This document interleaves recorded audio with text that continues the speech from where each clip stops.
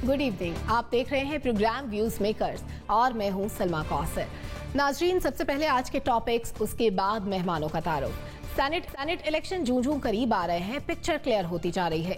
आज अदालत में समाअत के दौरान बैलेटिंग पर बात हुई कि बैलेट खुफिया हो मगर जांच के लिए ओपन भी हो सके। तो हम अपने तज्जियाकारों से पूछेंगे कि मुमकिनात के इम्कानात कितने हैं। दूसरी बात साबिक वज़ीर आज़म नवाज शरीफ की, जिनके पासपोर्ट की मुद्दत खत्म होने के साथ उसकी मनसूखी का फैसला भी हो गया है, मगर अवाम कंफ्यूज है कि यह हुकूमत आखिर चाहती क्या है। और आखिर में बात पंजाब के ब्यूरोक्रेट्स की कारकर्दगी की, क्या अब ये कारकर्दगी बेहतर होने जा रही है। बात करने के लिए हमारे पैनल में आज मौजूद है lieutenant general retired Amjad Shoaib साहब, इसके सिरबेग चुगताई साहब, डॉक्टर नासिर महमूद साहब, मुजम्मिल सोहरवर्दी साहब और अतर काज़मी भी आज के प्रोग्राम में हमें ज्वाइन कर रहे हैं। तमाम मुअज़्ज़ज़ मेहमानों के वक्त का शुक्रिया। नाजरीन, सुप्रीम कोर्ट ऑफ पाकिस्तान में आज सेनेट इलेक्शन ओपन बैलेट से करवाने से मुतालिक सदारती रेफरेंस पर समाअत हुई, जिसके दौरान चीफ जस्टिस गुलजार अहमद ने कहा कि इलेक्शन खुफिया तो हो मगर शिकायत पर उसकी जांच पड़ताल भी हो सके। दौरान समाअत जस्टिस एजाजुल एहसन ने यह कहा, करप्ट प्रैक्टिस की रोकथाम इलेक्शन कमीशन की आईनी जिम्मेदारी है। तो हमारा सवाल ये है कि सुप्रीम कोर्ट का जो ये कहना है, इस पर क्या हम उम्मीद रखें कि सेनेट के आने वाले इंतखाबात इस तरह से मुमकिन हो सकेंगे। नासिर चुगताई साहब। बिल्कुल हो सकते हैं। हम तो ट्रांसपेरेंसी के शुरू से कायल रहे। जब आपने पहली बार सवाल किया था कि क्या ओपन बैलेट होना चाहिए, तो हमने उस वक्त भी हिमायत की थी, लेकिन फिर जो बाद के वाक़यात हुए उनसे अंदाज़ा हुआ कि इसके पीछे कुछ और है, कुछ और है इस पर्दे जरनेगारी में। तो 50 करोड़ का वाक़या भी आ गया। फिर और अब जो सामने आई सूरत हाल वो आई PTI में इख्तलाफात की, और ऐसे इख्तलाफात जो वाकई हैरत अंगेज़ थे, और ऐसे लोगों को टिकट दिए गए जो बहुत ज़्यादा मुतनाज़ा थे। कराची की सूरत हाल के अलावा सिंध के अंदर भी सूरत हाल ऐसी है, KPK में सूरत हाल ऐसी है। तो बिल्कुल अंदाज़ा हो गया कि ये डिमांड किस लिए की गई थी और उसकी वजह क्या थी। मैंने पहले भी कहा था, हुकूमत को अपने आप से डर है, अपने लोगों से डर है, खौफ है। तो शायद यही वजह थी। लेकिन ये वजह हो, कोई भी वजह हो, ओपन बैलेट हो सकता है तो करें, नहीं हो सकता तो कोई और तरीक़ा निकालें। इंडिया के मैंने मिसाल दी थी आपको कि इंडिया में अगर जब पोलिंग हो रही होती है तो जो पोलिंग एजेंट होता है वो अपनी पार्टी के उम्मीदवार का बैलेट चेक कर सकता है। ये हिंदुस्तान में है कि इसने किसको वोट दिया। राज्यसभा के इंतखाबात में होता है ये, वहाँ की जो सेनेट है। तो वो हो सकता है, ये भी हो सकता है, और भी बहुत कुछ, वो बहुत तरीक़े हैं। मतलब ज़िद की बात नहीं है, आना की बात नहीं है, बात है ट्रांसपेरेंसी की। और फिर ये भी है कि अगर वोट नहीं दिया उसने पीपल्स पार्टी को या PTI को या मुस्लिम लीग नून को, तो क्या हो जाएगा? वो डिस्क्वालीफाई तो नहीं हो रहा। वो अगर वोट नहीं दे रहा पार्टी को तो वो डिस्क्वालिफिकेशन में नहीं आएगा उस क्लॉज के अंदर। फिर एक अच्छी बात की है सुप्रीम कोर्ट ने कि इलेक्शन कमीशन से कहा, भाई आप बताएं कि ट्रांसपेरेंसी किस तरह होगी और ट्रांसपेरेंसी के लिए लाएँ। एक जो मुझे आज लगा ज़रा सा कशीदा माहौल, वो लगा अटॉर्नी जनरल का पाकिस्तान की बार कौंसिल्स पर गुस्सा करना। ये मेरे ख्याल में मुनासिब नहीं है। पाकिस्तान बार कौंसिल से वाबस्ता रहें, बहुत उसूली वकील हैं वो। जस्टिस फाइज ईसा केस में उन्होंने पार्टी बनने से इनकार कर दिया था, बतौर अटॉर्नी जनरल उन्होंने प्लीड करने से इनकार कर दिया था। तो थोड़ा सा मेरे ख्याल गुस्सा कम करें। मुझे पता है चिड़चिड़ापन जारी है, लेकिन थोड़ा सा एहतियात करें। गुस्सा कम करना चाहिए, लेकिन आपके ख्याल में बिल्कुल ऐसा मुमकिन है? जनरल साहब, आर्टिकल 218 जो है इनका, उसके मुताबिक करप्ट प्रैक्टिसेस को रोकने का तरीक़ाकार मौजूद है। तो क्या अभी इस वजाहत का इंतजार करना ज़रूरी है? क्या इस तरीके से इंतखाबात मुमकिन हो पाएंगे इस दफ़ा? बिस्मिल्लाहिर्रहमानिर्रहीम।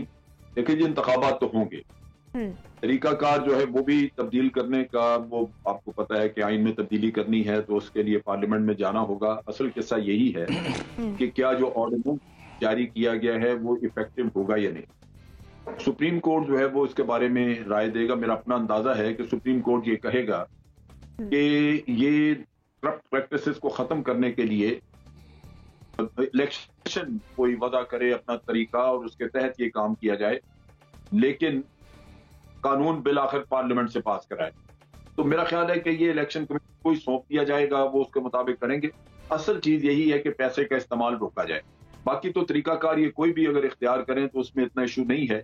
असल चीज यही है कि पैसे का इस्तेमाल ना हो और उसमें जैसे अभी एनबीसी कह रहे हैं कि वहां पे पोलिंग एजेंट को दे दिया जाए ये टास्क, वो देख ले, या इलेक्शन कमीशन ये मुकर्रर कर दे कि उसके पीछे नाम लिखे होने चाहिए और वो उसके मुताबिक बाद में अगर कोई जरूरत पड़े तो चेक कर दिया जाए, वो इलेक्शन कमीशन खुद चेक कर। तो ये कोई ना कोई तरीका तो वजह करना चाहिए ताकि करप्शन रुके। अगर हम नहीं करेंगे तो फिर वो पैसे का इस्तेमाल तो इसमें बहुत होगा और हमें भी कोई फायदा नहीं होगा, इसलिए कि जो लोग पॉलिटिकली कंट्रीब्यूट कर सकते हैं वो नहीं आएंगे और आएंगे वो जो पैसा लगा सकते हैं। तो मेरा ख्याल है ये जरूरी है कि पैसे के इस्तेमाल को रोका जाए और वो इलेक्शन कमीशन जिसके बारे में सोच विचार करे। ठीक है डॉक्टर साहब, अगर इस दफा ओपन बैलेट होता है तो तारीख से या रिवाज से हटकर कुछ मुख्तलिफ होने जा रहा है इस बार, क्या पॉसिबिलिटीज नजर आती हैं आपको? पॉसिबिलिटी सबसे बड़ी तो मुझे यही लग रही है कि कोर्ट यही फैसला देगा कि जैसे अभी एनबीसी ने भी और जनरल साहब ने भी कहा है कि अभी इसको ओपन बैलेट की तरफ चले जाए और बाद में इस पर कानून साजी हो जाए। तो मुझे बज़ाहिर तो ऐसा लग रहा है क्योंकि ये मिसाक़ जमहूरियत में मौजूद था और भी दूसरे मुल्कों में जैसे भारत की भी मिसाल दी गई वहाँ भी इस तरह होता है। लेकिन मुझे जो जिस पे मैं कंफर्टेबल फील नहीं कर रहा वो दो तीन चीज़ें हैं। एक तो ये है कि जो सदारती ऑर्डिनेंस के ज़रिए जो कानून साजी का तरीक़ाकार पीटीआई की गवर्नमेंट ने अपनाया है इसको किसी तरह भी ठीक नहीं कहा जा सकता। यानी कानून साजी का सही तरीका ये होता है कि आप एक बिल बनाते हैं, उसका मुसव्वदा होता है, वो मुसव्वदा फिर पार्लियामेंट में पेश किया जाता है, उसमें अपोजिशन की राय ली जाती है, बहस मुबाहिसे के बाद कानून साजी होती है। ये तो कानून साजी का वो तरीका है जो इंसानी माशरों ने एक सियासी इर्तिका के जरिए 300-400 साल में सीखा है। अच्छा, मौजूदा हुकूमत जब से बरसर इख्तियार आई है 2.5 साल से, इसका मुसलसल तरीक़ाकार यही रहा है कि सदारती ऑर्डिनेंस जारी किया जाए। अच्छा, सदारती ऑर्डिनेंस जारी करने में यह बिल्कुल वाज़ेह लिखा है आइन के अंदर कि उस सूरत में सदारती ऑर्डिनेंस जारी किया जाता है जब पहली बात तो यह कि पार्लियामेंट सेशन में ना हो और दूसरी बात यह कि ऐसे हालात पैदा हो गए हों कि फौरी कानून साजी जरूरी हो। तो ये दोनों चीजें यानी हुकूमत को चाहिए ये होता है कि अगर असेंबली का सेशन होता है तो उसमें पेश करें, लेकिन ये इंतजार करते हैं कि जब सेशन ना हो तो उस वक्त सदारती ऑर्डिनेंस जारी किया जाए। तो ये तरीक़ेकार गलत है। दूसरी बात यह कि मिसाक़ जमहूरियत से अगर ये लिया गया है तो मिसाक़ जमहूरियत में और भी बहुत सारे ऐसे अच्छे पॉइंट्स मौजूद थे जिसको मजमूई तौर पर शामिल होना चाहिए था, उसमें अमल नहीं किया जाता। मसलन उसमें लिखा हुआ है कि जी जो आइन शिकन है उनको करार वाकई सजा दी जाएगी। हत्ता कि उसमें यह भी लिखा हुआ है कि अगर कोई अदलिया जो है वो आइन शिकनों को तहफ़्फ़ुज़ देगी तो उसको भी सजा मिलनी चाहिए। तो ये वो ऐसे पॉइंट है कि जिससे पाकिस्तान का पूरी सियासी जमहूरी कल्चर तब्दील हो सकता है। लेकिन मौजूदा हुकूमत क्या कर रही है, वो सिर्फ एक पॉइंट लेकर मिसाक़ जमहूरियत में से ये ज़बरदस्ती सदारती ऑर्डिनेंस क्या होता है, सदारती ऑर्डिनेंस के जरिए एक कानून थोपने की कोशिश की जाती है। तो पहली बात तो ये गलत। दूसरी बात ये भी गलत है कि ये एक जो पार्लिमानी कानून साजी का चीज़ है इसमें अदालत को इन्वॉल्व करना, अदालत उज़्मा को इन्वॉल्व करना, मेरे ख्याल में ये एक सही अमल नहीं है। ये पार्लियामेंट का फैसला था, पार्लियामेंट में ही इसको डिस्कस करना चाहिए था। तो ये दो तीन चीज़ें इन्होंने बिल्कुल ठीक नहीं की हैं। अब आगे की बात यह है कि जो इलेक्शन होने जा रहे हैं इनको खतरा क्या है? खतरा यह है कि जोड़ तोड़ की वीडियो सामने आ चुकी हैं, उसमें ज़्यादातर पीटीआई के लोग इन्वॉल्व हैं, पैसे दिए जा रहे हैं, सारी चीज़ें हो रही हैं। तो इनको खतरा यह है कि कहीं ऐसा ना हो कि जो कैंडिडेट है वो पैसे भी ले लें और इनको वोट भी ना दें। वरना अगर ये वाकई में सिंसियर होते तो जब सेनेट चेयरमैन के इलेक्शन हो रहे थे उस वक्त इनको ये कहना चाहिए था। हमने देखा कि सेनेट के इलेक्शन को किस तरह से मैनिपुलेट किया गया। यानी एक तरफ तो जो है वो आपके 60-65 लोग हाथ खड़ा कर देते हैं कि जी हम हटाना चाहते हैं, और जब खुफिया रायशुमारी होती है तो उसी में से 10-15 लोग जो है वो उसके खिलाफ वोट दे देते हैं। तो उस वक्त इनको याद नहीं आया। तो ये बिल्कुल वाज़ेह है कि ये अगर ये बात ठीक भी है तो इसके करने का तरीक़ाकार ठीक नहीं है। इसको सही तरीके से पार्लिमानी कानून साजी के जरिए करना के थ्रू आगे बढ़ना चाहिए। ठीक है सोहरावर्दी साहब, हालात आपके सामने। जी एनबीसी, आप कुछ कहना चाह रहे हैं? मैं बिल्कुल डॉक्टर साहब की बात से मुत्तफिक हूँ कि सुप्रीम कोर्ट को कानून साजी का कोई हक ही नहीं है। सुप्रीम कोर्ट कह सकती है कि यार कुछ देख लो, इसके अंदर कानून साजी पार्लियामेंट करेगी। वो कुछ भी करे, काउंटर फाइल हो या कोड हो या कुछ भी हो, वो कानून साजी तरमीम होगी और पार्लियामेंट करेगी, एक्ट हो या कॉन्स्टिट्यूशन हो। ठीक है, जिसका काम है उसी को साझे। ठीक है सोहरावर्दी साहब, ऑपोजिशन इस वक्त मुखालिफ होने के बावजूद ओपन बैलेट के इस वक्त खामोश है। ऑपोजिशन की स्ट्रैटेजी क्या हो सकती है? वो इतने मुतमईन क्यों नजर आते हैं? और क्या इस बार जो बैलेटिंग होगी क्या उस पर बाद में कोई शोर नहीं मचेगा? क्या रिगिंग की आवाजें नहीं उठेंगी? पहली बात तो यह है कि बैलेटिंग चाहे ओपन हो चाहे सीक्रेट हो, ऑपोजिशन को क्या फ़ायदा? ऑपोजिशन के लोग तो आप फॉरवर्ड ब्लॉक बना के उनसे ओपनली वोट हुकूमत अपने हक में नहीं ले रही है। क्या पंजाब में ऑपोजिशन के फॉरवर्ड ब्लॉक नहीं बना रही है हुकूमत? और कहाँ इसने ऑर्डिनेंस में लिखा है या कानून साजी में लिखा है कि हम ऑपोजिशन के किसी रुकन से वोट नहीं लेंगे? वो ओपनली ले लेंगे ऑपोजिशन के रुकन से वोट। मसला तो ये है कि हुकूमत के लोगों ने चोरी छुपे ऑपोजिशन को वोट डालने हैं, ऑपोजिशन के लोगों ने तो खुलेआम हुकूमत को वोट डाल के मराहत हासिल करनी है। लिहाजा आप इस बैलेंस को समझें कि जब हुकूमत कहती है शो ऑफ हैंड, तो वो ऑपोजिशन के वोट तो अपने साथ लेना चाहती है। वो ये नहीं कह रही कि मैं ऑपोजिशन के वोट नहीं लूंगी, वो कह रही है ऑपोजिशन के लोग खुलेआम हमें वोट दें और हमारे लोग चोरी छुपे ऑपोजिशन को वोट ना डाल सकें। तो ये सिचुएशन जो है ये गवर्नमेंट को सूट करती है, इसलिए इस बारीक फ़र्क को समझना चाहिए। दूसरी बात यह है कि मैं शो ऑफ हैंड के ज़ाती तौर पर सख्त खिलाफ हूँ, क्योंकि पाकिस्तान की सियासी जमातों में पहले ही बहुत आमरीत है और हमने अरकान पार्लियामेंट को उन सियासी जमातों की क़यादत का गुलाम बना दिया है, जिसकी वजह से भी पार्लियामेंट गैर फ़ाल है। आप पार्टी पॉलिसी के खिलाफ बात नहीं कर सकते, आप पार्टी क़यादत के खिलाफ बात नहीं कर सकते, आप पार्टी की राय के खिलाफ बात नहीं कर सकते पार्लियामेंट में, आप ये नहीं कर सकते, आप वो नहीं कर सकते। भाई अगर आप इमरान खान के दिए हुए कैंडिडेट्स को लोग वोट नहीं डालना चाहते या मरियम नवाज के दिए हुए कैंडिडेट्स को अरकान पार्लियामेंट वोट नहीं डालना चाहते, तो क्या ये करप्शन है? लोग नहीं आपके कैंडिडेट्स को, जो आप ड्राइंग रूमों में बैठ के कैंडिडेट बनाते हैं, आपने अपनी सियासी जमातों में टिकट देने का कोई शफाफ निज़ाम बनाया ही नहीं है। और अगर अरकान पार्लियामेंट उस निज़ाम के तहत रिवोल्ट करते हैं और नहीं आपके कैंडिडेट्स को वोट डालते, आपके कहने पे अंगूठा नहीं लगाते, तो आप उनकी गर्दन दबोचना चाहते हैं कि इनकी जुर्रत ये हमारे उम्मीदवारों को वोट ना डालें, जिनको हम कहेंगे इनको वोट ना डालें, ये चोर हैं, ये करप्ट हैं, ये अरकान पार्लियामेंट जो ठेकेदारों को वोट नहीं डालते, जो मेरे एटीएम यानी ये कोई क्राइटेरिया नहीं है को वोट नहीं डाल। हाँ नहीं, मैं नहीं समझ आ रहा कि पार्लियामेंट को फुल आजादी होनी चाहिए कि वो अपनी मर्जी के मुताबिक वोट डालें। अरकान पार्लियामेंट को आजादी होनी चाहिए। ठीक है सोहरावर्दी साहब, आपका पॉइंट आ गया। यही शफाफियत है। ठीक है अतर साहब, जिस तरह अभी बात हो रही है कि किन अरकान से खतरा हो सकता है, गवर्नमेंट सबसे ज्यादा तो अपने लोगों से डरी हुई है। उनके अपने अरकान जो पंजाब से हैं वो तो अलग ऐलान कहते हैं कि वो सेनेट इलेक्शन में वोट नहीं देंगे। तो ये जो वोट ना डालने की स्ट्रेटजी है, कहीं ये भी इसीलिए तो नहीं कि शो ऑफ हैंड होगा तो किसी और पार्टी को वोट देना मुश्किल होगा, उन्होंने सोचा कि हम वोट कास्ट ही नहीं करते? देखिए, सबसे पहले और इम्पोर्टेंट चीज समझने की ये है कि ये जो सारा हॉर्स ट्रेडिंग का मसला है, ये जो लोगों की खरीदो फरोख्त होती है एमपीएस की, एमएनएस की, ये कोई इमरान खान के आने से नहीं हुई। इमरान खान जिस वक्त क्रिकेट के मैदानों में बॉलें कैच कर रहा था, मियां साहब एमपीए कैच करके छांगा मांगा लेके जा रहे थे। तो ये मसला कोई अभी शुरू नहीं हुआ, ये मसला पीटीआई के आने से पहले से शुरू है और उन लोगों ने कभी हल नहीं किया, इसलिए कि वो कभी संजीदा ही नहीं थे इस मसले को हल करने में। उनका तरीकाकार ही ये है कि चाहे कोई सिंध का बंदा हो उसको पंजाब ले आओ, ठेकेदारों को वोट नहीं देना, लेकिन अगर ठेकेदारों को वोट नहीं देना तो उधर से वोट दे रहे हैं क्योंकि तो किसी कहने। जी आपको मेरी आवाज आ रही है? जी आपकी आवाज आ रही है, आप कंटिन्यू कीजिए। जी सॉरी, मैं ये कह रहा था कि ये मसला तब से शुरू है।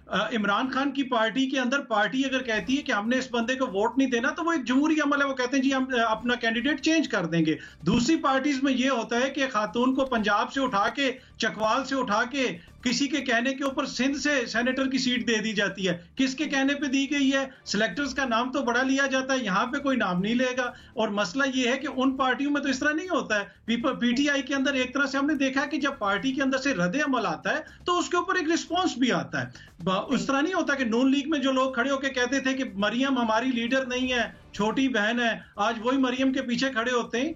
तो ये वही चक्कर है सारा कि सिर्फ और सिर्फ ये लोग अपनी सियासत को बचाने के लिए यहाँ पे इसकी मुखालफत कर रहे हैं। माजी में वो इसकी हमायत करते रहे, इसमें कोई असूली मौकिफ नहीं है। आखिर में एक चीज मैं ऐड कर दूंगा, इस हुकूमत के ऊपर ये इल्जाम लगता है कि ये ऑर्डिनेंस के जरिए ये चलाते हैं, लेकिन अगर आप फिगर्स देखें, आप स्टैट्स देखें तो माजी की हुकूमतें इनसे कई ज्यादा ऑर्डिनेंस लेके आई हैं। जब रजा रुबानी साहब खुद लॉ मिनिस्टर थे, उन्होंने औसतन एक साल के अंदर तकरीबन 100 के करीब ऑर्डिनेंस लेके आए थे। तो ये बातें जो है ना, किताबी बातें अच्छी तो लगती हैं, लेकिन अगर आप अंदर जाएं, फैक्ट्स एंड फिगर्स देखें तो वो कंप्लीटली डिफरेंट है। हकीकत से कोई ताल्लुक नहीं है। ठीक है, आपका पॉइंट भी आ गया है नाज़रीन। इसके साथ ही सेगमेंट को क्लोज करेंगे, एक ब्रेक पर जाएंगे और हम डिस्कस करेंगे कि नवाज शरीफ की वापसी का मुअम्मा आखिर कैसे हल होगा। Stay with us.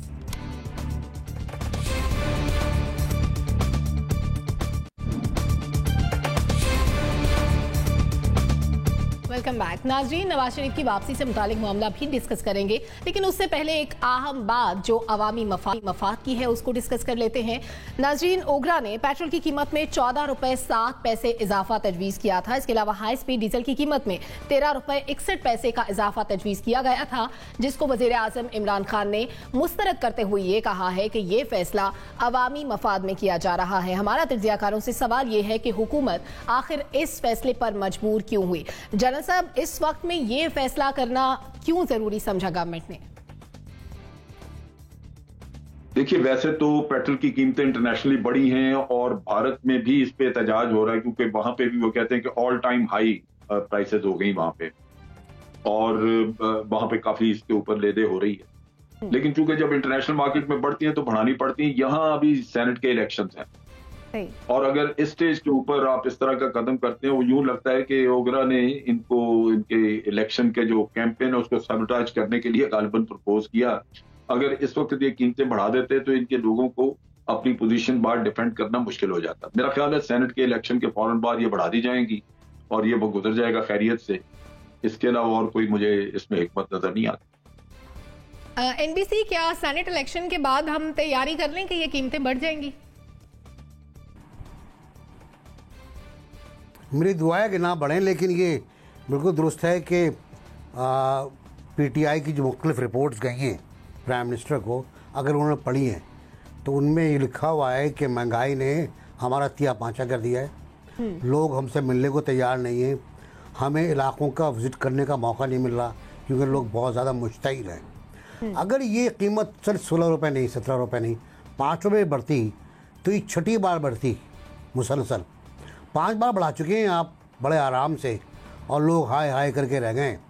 अब तो पता नहीं क्या होता, महंगाई कहाँ पहुँचती, किस हद तक टमाटर महंगे, अंडे महंगे होते, कट्टा कितने का महंगा हो जाता। हम तो अब दाल को भी तरस गए हैं लोग, बहुत से लोग चने की दाल को तरस गए हैं लोग, उनको वो नहीं खाया जा रहा।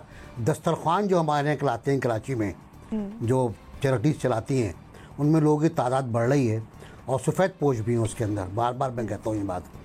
तो बहुत अच्छा फ़ैसला है कि नहीं इजाफ़ा नहीं हुआ, और अगर इजाफ़ा नहीं होने की वजह आवाम की बहबूद है तो इससे अच्छी बात कोई नहीं है। मुझे बहुत अच्छी लगती है बाज़ बातें, लेकिन अगर इसका मतलब सेनेट के इंतखाबात से पहले अवामी गम और गुस्से को रोकना है तो बहुत अफसोस की बात है। ये मुनाफिकत है ये, और ये मुनाफिकत नहीं होनी चाहिए। अगला 15 दिन के बाद अगर आप आएँगे तो आप देख लीजिएगा कि शायद ये इजाफ़ा अगले इजाफे में शामिल किया जाए और शायद कोई बदला भी लिया जाए। ठीक है सोहवर्दी साहब, अवामी फलाह की बात अगर की जा रही है तो ये अवामी फलाह की बात पिछला जो 3-4 बार इजाफा हुआ उस वक्त क्यों नहीं की गई? और दूसरी बात ये कि 14 रुपए 7 पैसे का इजाफा तो बहुत ज़्यादा था। ओगरा अगर ये इम्पोज करवा देता तो अब अवाम जो ऑलरेडी महंगाई की चक्की में पिस रहे हैं उनका क्या हाल होता? देखिए, पहली बात तो यह है कि मैं अपने दोस्तों से इस बात से मुत्तफिक नहीं हूँ कि ये सेनेट इंतखाबात की वजह से रोका गया है। ये रोका गया है जो ज़िमनी इंतखाब हो रहे हैं, जहाँ वोट लेने हैं। सेनेट इंतखाबात में तो MPs ने वोट डालने हैं, उसका पेट्रोल की कीमत बढ़े या ना बढ़े उससे MPs के वोटों का तो कोई ताल्लुक नहीं है। मुसीबत है कि अभी पंजाब में 2 हल्कों में इलेक्शन हो रहा है और नौशेरा में भी इलेक्शन हो रहा है। ये जो ज़िमनी इंतखाब हैं ये गले की हड्डी में कांटे की तरह फंसे हुए हैं PTI के। आप देखें, उस्मान डार साहब भी इस्तीफ़ा दे के कैंपेन देने पहुँच गए हैं। पंजाब के तमाम वज़रा की भी हल्कों में ड्यूटियाँ लगी हुई हैं और इन हल्कों को बहुत वहाँ कंटेस्ट किया जा रहा है। तो ये बिल्कुल इलेक्शन से 4 दिन पहले ये इजाफा जो है ये तो PTI के लिए वो दोनों हल्कों में डेथ वारंट बन सकता था। तो ये ज़िमनी इंतखाब जो हो रहे हैं उसकी वजह से नहीं किया गया, क्योंकि वहाँ आम आदमी ने वोट डालना है, वहाँ कोई अरकान पार्लियामेंट ने वोट नहीं डालना, और अपोजिशन पहले ही इस चीज़ को इशू बना रही थी। तो इसलिए मैं समझता हूँ कि ये ज़िमनी इंतखाब की वजह से रोका गया है और बाद ज़िमनी इंतखाब इसको बढ़ा दिया जाएगा। ये 3 हल्कों के इंतखाब जो हैं वो इमरान खान साहब हारना नहीं चाहते हैं। पहले सिंध का हारे हैं तो वो जीटीए बहुत नाराज़ है, अरबाम रहीम साहब ने जो कुछ कहा है। अब पंजाब की 2 सीटें हारना भी तो बहुत मानी खेज था। तो इसलिए मैं समझता हूँ ज़िमनी की वैसे नहीं बढ़ाया, आप बेफिक्र रहें, आगे वो 110 रुपये बढ़ा देंगे। ठीक है डॉक्टर साहब। जी, ये मेरे ख्याल में तो बड़ा इनका शानदार तरीका रहा है, बल्कि मैं कहूँगा तरीक़ा वारदात जो रहा है वो ये है कि वो कहा जाता है ना कि खुद ही बने हैं मुद्दई भी मुनसिफ भी, यानी खुद ही समरी पेश करके खुद ही जो है वो उसको रद्द किया जाता है। जब भी कीमतें बढ़ाई जाती हैं तो कहा यह जाता है कि जी वो तो 10 रुपये चाह रहे थे, हमने 5 रुपये बढ़ा दिए। कभी कहते हैं कि जी वो तो 6 रुपये चाह रहे थे, हमने 3 रुपये बढ़ा दिए। जो तरीक़ा वारदात यही है कि ये यानी क्रेडिट लेने की नाकाम कोशिश होती है। तो ये भी जो कोशिश है मैं इसको इसी तरह से देखता हूँ कि इन्होंने, हालांकि इसकी अनाउंसमेंट की कोई ज़रूरत नहीं थी कि भाई उन्होंने भेजा और हमने जो है वो रद्द कर दिया, यानी बिल्कुल ऐसा ही है। ये खबर नहीं बनती कि जी आज अशिया की कीमतें नहीं बढ़ी, ये खबर नहीं बनती। खबर के लिहाज से अगर देखा जाए खबर यही बनती है कि जी चीज़ें बढ़ गई, कीमत बढ़ी, वो खबर बनती है। तो इसको खबर बनाया गया है। आज खबर बनाया गया है इसलिए बनाया गया है कि ये क्रेडिट ले सकेंगे जी महंगाई ज़्यादा होनी थी जो हमने रोक ली है। जबकि हकीकी सूरत हाल ये है कि आप पिछले 2.5 साल में देखें महंगाई कहाँ से कहाँ पहुँच गई है। बेशुमार मरतबा ये तेल की भी कीमतें बढ़ा चुके हैं और आई एम श्योर कि ये आने वाले दौर में भी बढ़ाएंगे। अच्छा, जब ये करते हैं तो इनका यानी ये क्यों करते हैं, इनका तरीका यही होता है कि जैसे अब डॉलर जो है वो अगर 50% उसमें डेप्रिसिएशन हो जाता है और 110-20 से वो 160-70 पे पहुंच जाता है, तो ये कहते हैं कि जी पिछली हुकूमतों ने मसनूई तौर पर उसको रोका हुआ था, वरना तो डॉलर 200 पे पहुंच जाता, ये कहा गया है। अच्छा, तो अब यानी अगर वाकई में पेट्रोल की कीमतें बढ़नी है और उसको रोका जा रहा है तो इसका मतलब ये कि मसनूई तौर पे रोका जा रहा है। और अगर नहीं रोका जा रहा तो इसमें आवाम की फलाह व बहबूद कहाँ आ गई कि आवाम यानी कि चीज़ों की कोई कीमतें कम हुई हैं। आप मुझे ये बतला दीजिए कि पिछले, मैंने पहले भी एक दफ़ा हवाला दिया था कि आदाद शुमार मौजूद हैं इन्फ्लेशन के, यानी महंगाई के आदाद शुमार तकरीबन हर हफ्ते जारी होते हैं। आप वो आदाद शुमार उठा के देख लें, सिर्फ इस साल 2021 की जनवरी से लेकर 2021 यानी 1 महीने 1.5 महीने में अशियाए ज़रूरिया की जो कीमतें गई हैं वो कहाँ से कहाँ पहुँच गई हैं। तो एक तरफ तो ये सारा कुछ हो रहा है और दूसरी तरफ ये चाहते हैं कि इनको इस चीज़ का क्रेडिट दिया जाए कि जी मजीद चीज़ें बढ़नी थी जो हमने रोक ली गई हैं। तो मेरे ख्याल में ये एक नाकाम कोशिश है, इसका फ़ायदा कोई नहीं होगा। आवाम इतने बेवकूफ़ नहीं है कि इस किस्म के झांसों में आए। ठीक है अतर साहब, जो ज़िमनी इंतखाब या इलेक्शन का दौरा हम सुनते हैं सेनेट के, तो 2 बातें हमें रोज़ सुनने को मिलती हैं। एक तो ये कि बिलवास्ता टैक्सेस का बोझ कम किया जाए, वज़ीर आज़म कहते हैं। दूसरी बात वो ये, जैसे अभी आपके सामने है कि इजाफा मुस्तरद किया गया है। इन 2 बातों का ख्याल वज़ीर आज़म को अब आया है जब 2.5 साल गुजर चुके हैं, अवाम पर महंगाई का बोझ बहुत ज़्यादा बढ़ गया है। क्या ये ख्याल बहुत पहले नहीं आना चाहिए था? देखें, कोई भी सियासी हुकूमत हो उसके ऊपर अवाम का प्रेशर होता है। यकीनन इस हुकूमत के ऊपर भी प्रेशर है। अगर महंगाई बढ़ेगी तो उसका सियासी फॉल डाउन होगा, सियासी नुकसान होगा उस जमात को।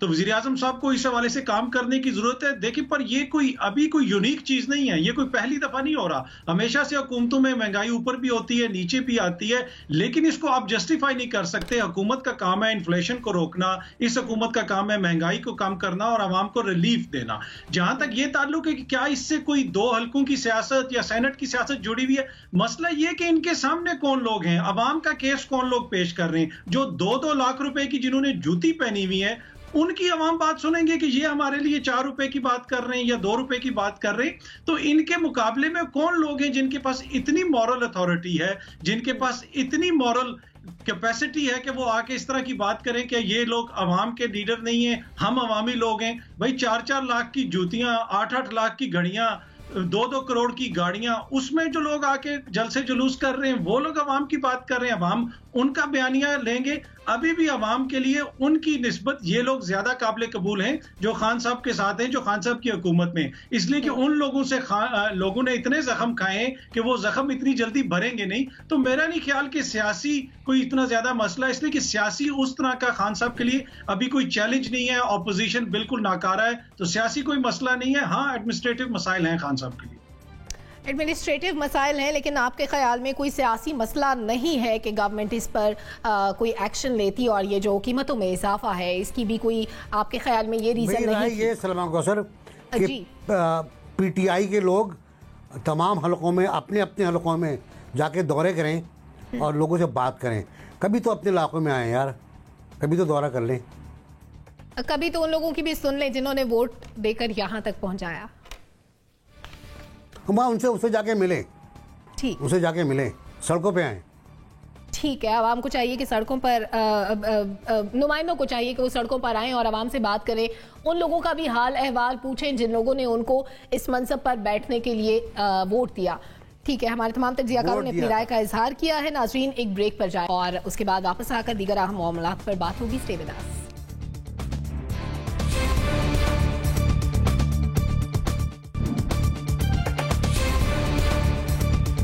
Welcome back. नाज़रीन, साबिक वज़ीर-ए-आज़म नवाज शरीफ के पासपोर्ट की मुद्दत कल खत्म हो रही है, जिसमें हुकूमत ने तजदीद ना करने का फैसला किया है। हुकूमत का ये मौक़िफ़ है कि नवाज शरीफ के अदालती इश्तहारी होने की वजह से ये फैसला किया गया है, लेकिन कानूनी माहिरीन के मुताबिक नवाज शरीफ के पासपोर्ट की तजदीद न होने के बावजूद बरतानिया में 18 माह तक बाआसानी क़याम कर सकते हैं। तो हम अपने तज्जियाकारों से ये जानना चाहते हैं कि क्या साबिक वज़ीर-ए-आज़म की वापसी का रास्ता खुद हुकूमत रोक रही है? NBC, मुझे एक बात याद आ रही है, हमारे ईस्टर्न कल्चर में बड़ी कॉमन है कि जब कोई मेहमान आता है उसको बिस्किट दिए जाते हैं तो वो नाना भी करता है और खा भी लेता है। नवाज शरीफ की वापसी के मामले में कुछ ऐसा तो नहीं है कि हुकूमत कह भी रही है हम वापस लाएंगे और रास्ता भी रोक रही है? नहीं, आप बिल्कुल सही कह रहे हैं, नाना भी कर रहा है और खा भी रहा है वो। बिल्कुल सूरत हाल ये, हुकूमत नहीं चाहती कि नवाज शरीफ पाकिस्तान वापस आए। अच्छा, ये मैं आज की बात नहीं कर रहा, हर दौर की बात है। बेनज़ीर के बारे में ये हुआ, उससे पहले और कुछ लोग जिला वतन थे उनके बारे में हुआ कि उनको हुकूमत चाहती नहीं थी, क्योंकि जब वो आएंगे तो ट्रबल होगा, अगर वो जेल में भी रहेंगे ट्रबल होगा। भुट्टो का जेल में भी रहता तब भी ट्रबल होता, भुट्टो को फांसी दे दो, फांसी दे दी फिर भी ट्रबल रहा, वो अभी तक दिल जज्दा में खटकता है वो कांटे की तरह। तो नवाज शरीफ इतना बड़ा लीडर नहीं है जितना हुकूमत उससे बनाने जा रही है। वो मेरा ख़्याल है क़यादत की उस मंजिल पर नहीं है जहाँ और लोग पहुँच गए थे। लेकिन अगर मैं पहले भी कह रहा हूँ, अगर नवाज शरीफ खुद वापस आ जाए तो क्या बात है, हुकूमत वापस लाना नहीं चाह रही। और अगर हुकूमत जब वापस लाना चाहेगी तो वो नवाज शरीफ की अपनी मंशा और मर्ज़ी होगी, उसके लिए कोई मसला नहीं होगा। पासपोर्ट का एक चिट होती है, एक पेपर होता है जिसे हम ट्रैवल डॉक्यूमेंट कहते हैं, वो जारी हो जाएगी, वापस आ जाएंगे वो। लेकिन मेरा ख्याल है प्राइम मिनिस्टर को जाना चाहिए अपने वादे के मुताबिक। लेकिन वादा किया था प्राइम मिनिस्टर ने कि वो जाएंगे और लेकर आएंगे, वो जाएँ और लेकर आएँ। अब तक मैं इंतज़ार कर रहा हूँ कि प्राइम मिनिस्टर कब जाएंगे वहाँ पर। अब करें कोरोना हो गया है तो कोरोना क्या होता है यार, जाएँ, कोरोना डट के जाएँ और लेकर आएँ उनको। वादा किया है तो पूरा करें। डॉक्टर साहब, आपको क्या लगता है, क्या गवर्नमेंट सिंसियर एफर्ट्स नहीं कर रही? पूरा करें जी, बिल्कुल ये खुद रास्ता रोक रही है, ये नहीं चाहते कि वो वापस आए, क्योंकि बहरहाल अब भी नवाज शरीफ अवामी तौर पर मकबूल रहनुमा हैं और उनके आने से PTI को ज़्यादा नुकसान होगा, इसलिए ये खुद पासपोर्ट ना देकर उनका रास्ता रोक रहे हैं। देखिए, इसका बयान ये दे चुके थे शेख रशीद साहब दिसंबर में इन्होंने ऐलान कर दिया था कि हम जो है वो फरवरी में इसकी तजदीद नहीं करेंगे। अच्छा, फिर उस वक्त इन्होंने, आपको याद होगा, एक लेटर भी लिखा, ख़त लिखा बरतानवी महकमा दाखिला को, जो वहाँ की वज़ीर दाखिला हैं प्रीति पाटिल, उनको ख़त लिखा गया जिसका उन्होंने बाकायदा जवाब दिया और वो जवाब सरकारी तौर पर आया और उस ख़त में उन्होंने क्लियरली ये कहा कि हम आलमी कानून के मुताबिक चलेंगे, हम इस तरह से एक्स्ट्राडाइशन या हवाले नहीं करेंगे। अच्छा, हवाला करने के कई एक तरीके होते हैं ना। हवाला करने का तरीका ये है कि एक तो आपके पास एक्स्ट्राडिशन का मुआहदा हो, वो मुआहदा पाकिस्तान का नहीं है। दूसरा ये तरीका होता है कि आप इंटरपोल के जरिए, अगर आप ये दावा करते हैं कि वो मुजरिम हैं, तो आप इंटरपोल के जरिए वारंट जारी करवाते हैं। अच्छा, उसके लिए आपको शवाहिद देने पड़ते हैं, वो शवाहिद इनके पास है नहीं, क्योंकि इनका सारा पूरा केस जो है वो सिर्फ शोर मचाने पर ज़्यादा मबनी है, ठोस शवाहिद इनके पास नहीं है। अच्छा, उसके अलावा जो तरीका होता है वो ये होता है कि लंदन के हाई कोर्ट में आप जाके मुकदमा दायर कर दें और कहेंगे जी ये मुजरिम है, इनको वापस करें। अगर वहाँ जाएंगे तो वहाँ भी वो इनसे शवाहिद मांगेंगे, वो भी इनके पास नहीं है।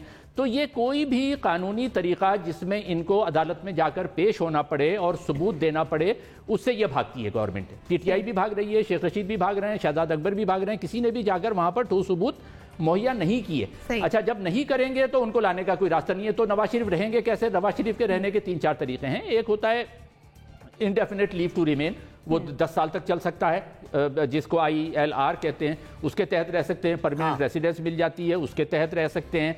अच्छा, स्टेटलेस वो नहीं है। स्टेटलेस होने का मतलब ये होता है, बाद लोग कह रहे हैं कि जी वो स्टेटलेस हो जाएंगे, स्टेटलेस नहीं होंगे, इसलिए कि सिर्फ पासपोर्ट की तजदीद ना होने से स्टेटलेस नहीं होता। स्टेटलेस बंदा होता है जब उसकी शहरियत मनसूख कर दी जाए। तो शहरियत मनसूख तो नहीं हो रही, तो सिर्फ पासपोर्ट की तजदीद होना बाकी है, जो कि जल्द या बदेर हो जाएगी। तो उनके पास अभी वहाँ रहने के मौके मौजूद हैं। मेडिकल वीज़ा पे अभी कहा गया कि 1.5 साल तक रह सकते हैं, उसमें भी तजदीद हो जाती है, एक्सटेंशन हो जाती है। तो ये हुकूमत खुद नहीं चाह रही, दो चीज़ें नहीं ये चाह रही। एक तो ये नहीं चाह रही कि नवाज शरीफ जो है वो वापस आए किसी भी तरह से, क्योंकि जैसे मैंने कहा कि वो अब भी अवामी तौर पर मकबूल रहनुमा है। दूसरी बात यह कि हुकूमत की बड़ी नाकामी है कि ये तमाम दावों के बाद, बुलंदोबांग दावों के बावजूद भी कोई भी शवाहिद लेकर वहाँ की किसी कोर्ट में जाने पे तैयार नहीं है, जो जहाँ पर जाके ये कोर्ट को मुतमईन कर सकेंगे कि नवाज शरीफ को निकाला जाए। यानी आपका ख्याल भी यही है कि सिंसियर एफर्ट्स नहीं। एक आखिरी बात मैं ये कहूँगा कि लेकिन इससे बैनुल-अक़वामी तौर पर पाकिस्तान की सुबकी बड़ी हो रही है, इसका ख्याल रखना चाहिए।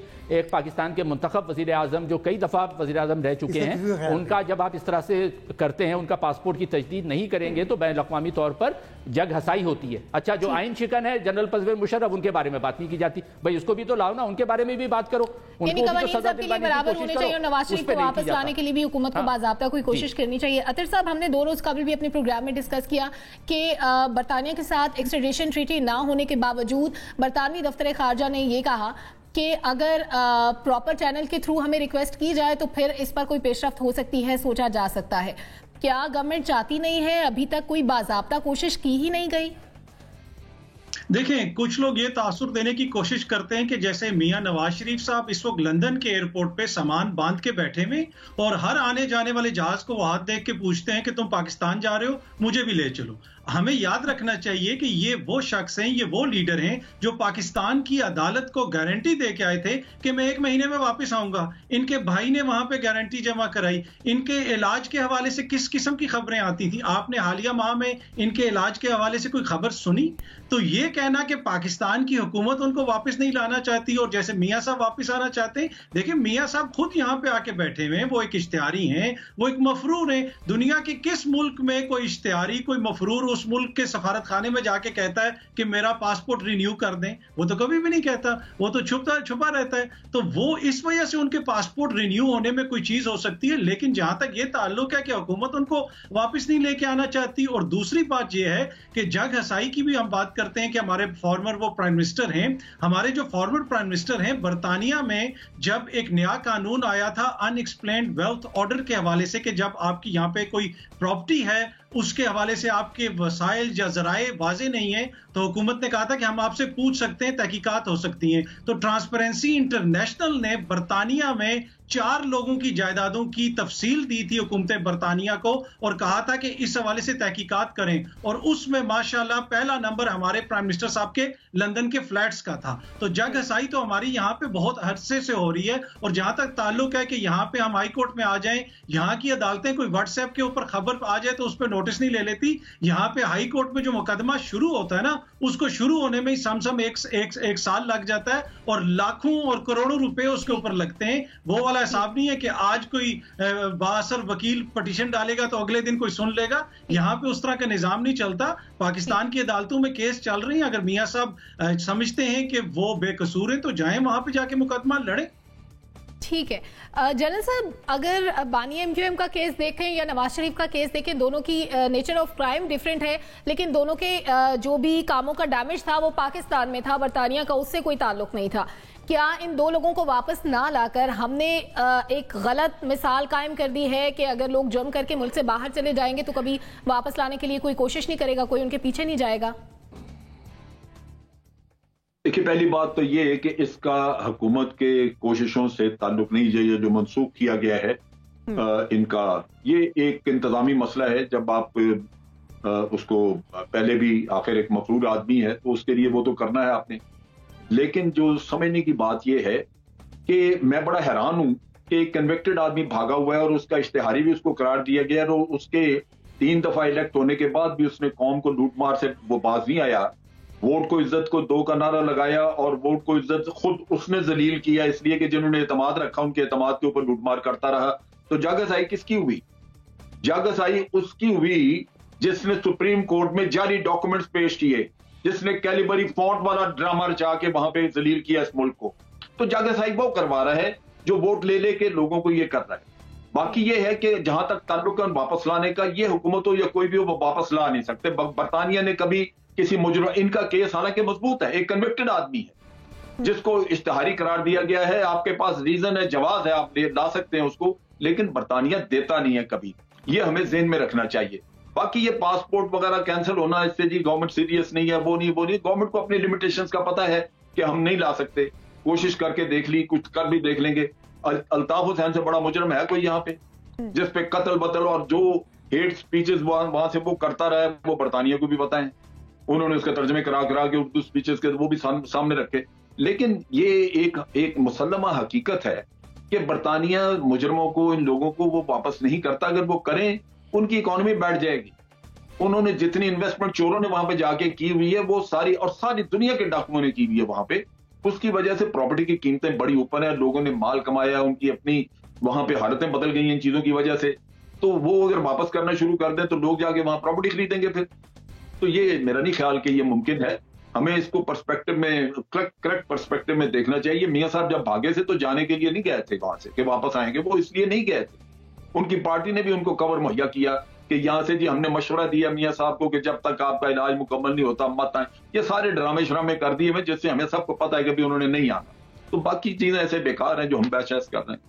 ठीक है सर। वर्दी साहब, क्या पासपोर्ट की मनसूखी सिर्फ एक इंतजामी मामला है?